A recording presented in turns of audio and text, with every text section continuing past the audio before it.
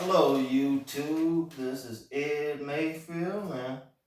And this is Brian Hunter, and we here to give a much needed conversation that maybe some people haven't heard. Right. This is a presentation on the struggles of Black fatherhood.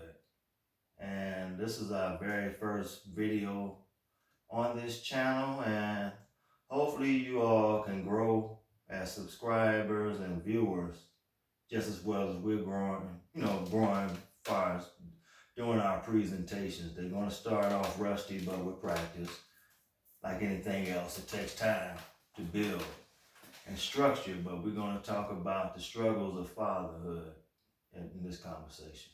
Okay, so Ed, I'll start with you though. Okay, so what do you find will be two misconceptions of black fathers that you've been around?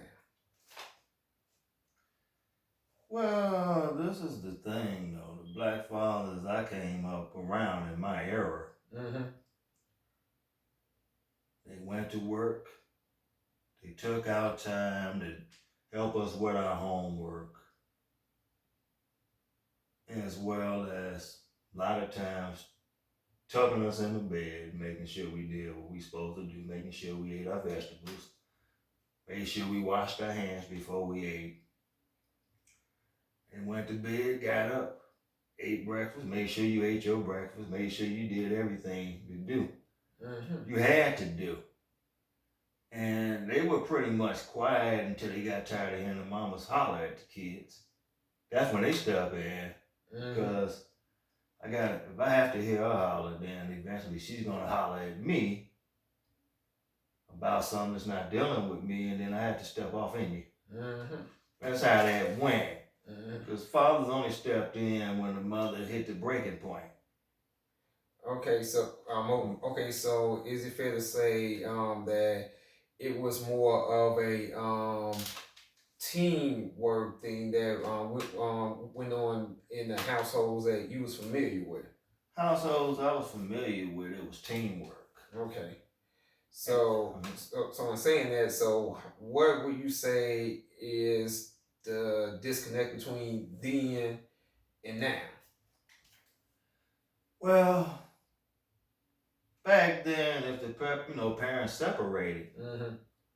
fathers were still in life. Mm-hmm. They still provided for that household because they have kids there. Right. It wasn't concerned about who the mother was dating after them. No. That was no longer their priority. Their priority was The children. The children, seeing to these kids' welfare, and that's something that I don't see today. Versus the modern day father, Mm-hmm. if it's no him, the kids are out the window. He will not do nothing for the kids if they're not together. And I've seen where the fathers would call the house, they're not really asking about the kids. Then to her personal affairs. Like who she's dealing with. And then all I'm trying to do is be respectful. Right. But the father's constantly sizing me up, saying blah blah blah blah blah blah blah blah blah blah. So in other words, they more worried about you and that woman versus the kids, the children, where the focus should be at in everything. And I find that like very interesting as well though, because I guess this leads to the next one though. Okay, how I and you both see the next generation, and I know, and this is just what I've seen at work and just over the last 10 years. I know when my daughter was in high school, I'm looking at some of these guys and everything, and this dude had popped his he popped his lips, rolled his eyes, and stormed off with a tall attitude. And I'm looking like, I asked my daughter, I'm like, he's not heterosexual, right? He said, Dad, you can't say that. I said, Mm-hmm. no. I said, no straight male roll his eyes and Right. pop his lips. I said, that's what you do. Right. And you know what that's a result of? Go ahead, lay it on me. That's a common result of today. Mm-hmm. I'm not gonna say in our era because they got no play. Right. And today it's a lot of single mothers out here raising these kids. Mm. And to be honest, that's a common problem in the black community. Single black mothers, they get forced into developing this masculinity because roles have reversed. Because back when we was coming up, give or take, a lot of families, because it was different levels of poverty. It was. A lot of families where we grew up, it was mixed community, Hispanics, white, Caucasians, black, some everybody. Some everybody, and we all got along. Right.